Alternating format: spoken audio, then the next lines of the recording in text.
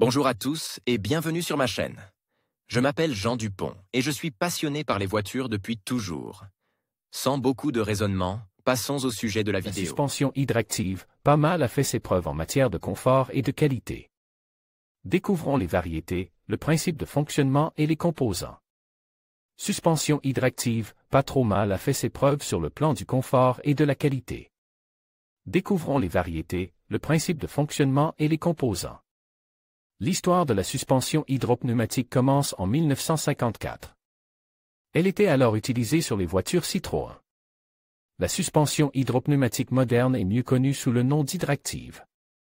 Les ingénieurs ont essayé d'introduire les meilleures qualités et technologies recueillies au cours d'une si longue période d'existence.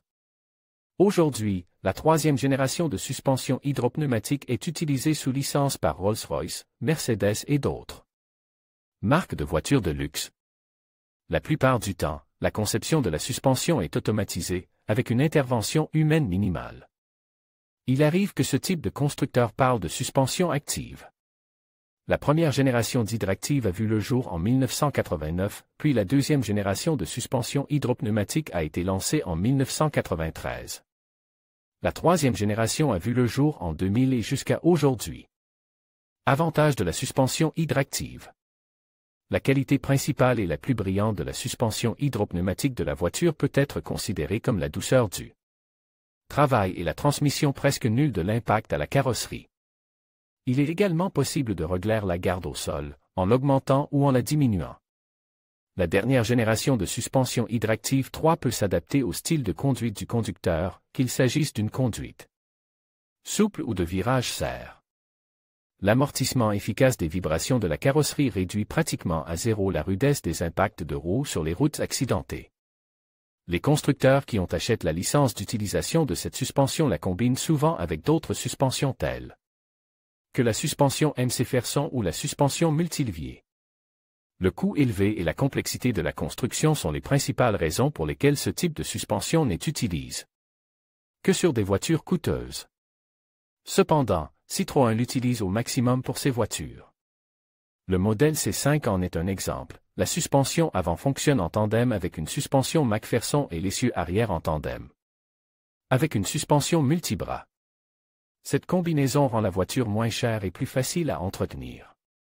À ce jour, le développement se fait dans deux directions, la première étant l'amélioration de la fiabilité, la seconde l'extension des fonctionnalités.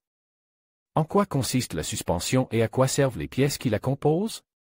Comme tout mécanisme, la suspension hydropneumatique est constituée de différentes pièces. La suspension hydractive 3 se compose des principaux éléments suivant les jambes de suspension avant, chacun des mécanismes remplis le rôle qui lui est attribué et ce n'est pas pour rien que les ingénieurs en dressent une telle liste. Bien sûr, avec les progrès de la technologie, la liste peut changer, mais les principaux restent en vigueur. La suspension hydropneumatique comprend également un circuit de direction assistée hydraulique. L'unité hydroélectronique, également connue sous le nom d'hydrotronique, a pour fonction principale de fournir la pression et la quantité de liquide nécessaire à la suspension hydraulique. Elle comprend également un moteur électrique, une pompe à pistons axiaux, une unité de contrôle électronique, des électrovannes pour le réglage de la hauteur de la carrosserie, une vanne d'arrêt, conçue pour empêcher la carrosserie de s'abaisser lorsque la voiture ne roule pas, et une soupape de sécurité.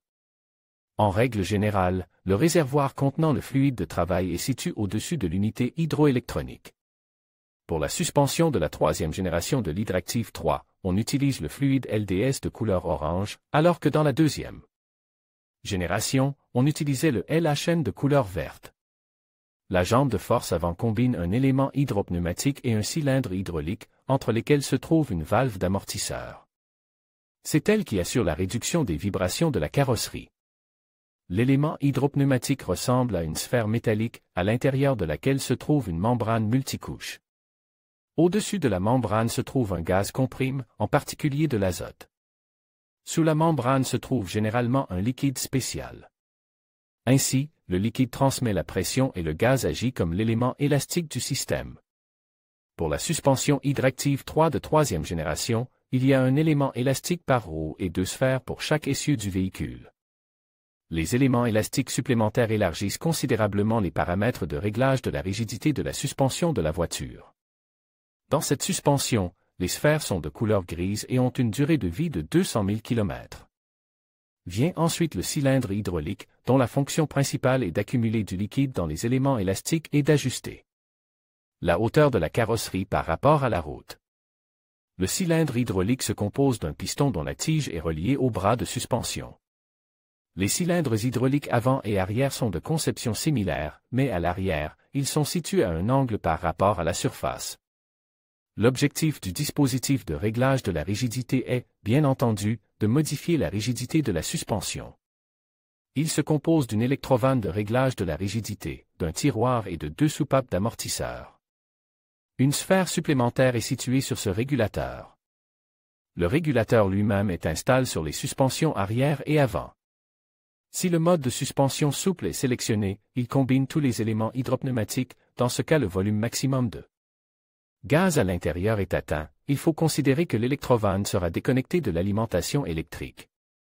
Si l'électrovanne est alimentée, le mode de suspension dure sera active, les jambes de force, les cylindres arrière, ainsi que les sphères additionnelles seront isolées les uns des autres. Il apparaît clairement que le système de suspension hydropneumatique de 3e génération comprend des entrées, des actionneurs et une unité de contrôle électronique.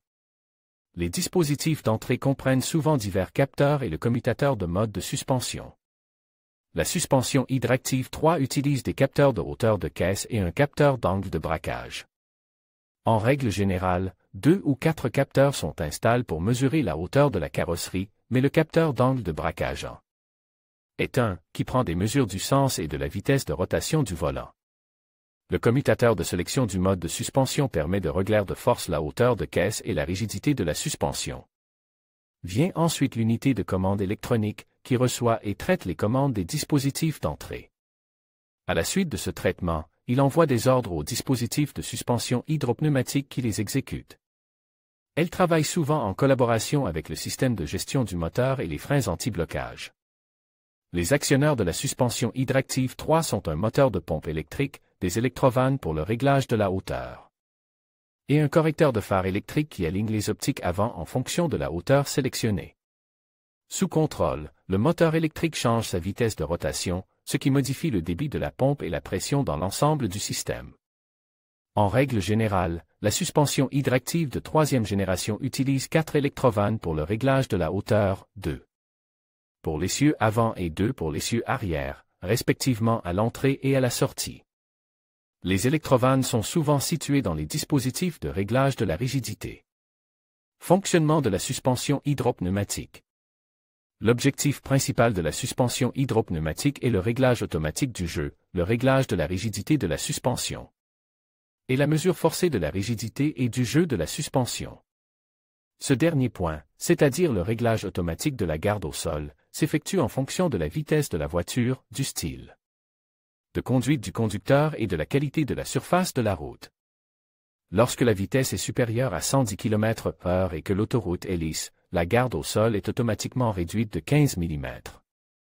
Si la route est mauvaise et que la vitesse est inférieure à 60 km/h, l'espace libre est automatiquement augmenté de 20 mm. Il convient également de tenir compte du fait que la voiture conserve automatiquement une certaine hauteur, quelle que soit la charge. Cette hauteur de la carrosserie est maintenue constante grâce à un fluide spécial qui circule dans les contours du système. De cette manière, la suspension hydropneumatique maintient le niveau de la carrosserie tandis que les roues se déplacent sur les irrégularités de la route. Il existe une option de suspension supplémentaire, Hydractive 3+, qui permet d'ajuster automatiquement la rigidité en fonction de l'accélération, de la conduite en ligne droite, des virages et du freinage.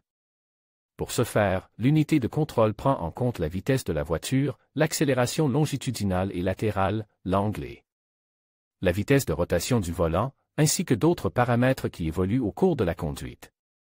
Le système contrôle automatiquement l'électrovanne de rigidité, la rendant ainsi souple ou dure. La modification de la rigidité se produit à la fois pour des éléments séparés, pour chaque roue, et pour l'ensemble des roues. Les ingénieurs ont toutefois prévu une commande manuelle pour modifier la garde au sol, ce qui permet de franchir les obstacles. Le prix des réparations et des pièces. Comme nous l'avons déjà dit plus haut, la suspension hydropneumatique n'est pas un plaisir bon marche et les réparations qui en découlent ne le sont pas non plus. Par exemple, le prix du remplacement de l'amortisseur hydraulique est de 2000 roubles. Le remplacement du raidisseur avant est de 4500 p. Et le remplacement de la sphère avant de 700 p. Souvent, en règle générale, une panne entraîne la mise hors service de plusieurs pièces. Le fluide hydropneumatique de 3e génération coûte à partir de 600 p. La pompe pour une telle suspension coûtera à partir de 6000 p. En fonction de la voiture et de l'année de fabrication. Avant d'acheter une voiture équipée d'une telle suspension, il convient de se rappeler qu'elle devra être entretenue plus souvent qu'une voiture conventionnelle. Vidéo du fonctionnement de la suspension hydropneumatique.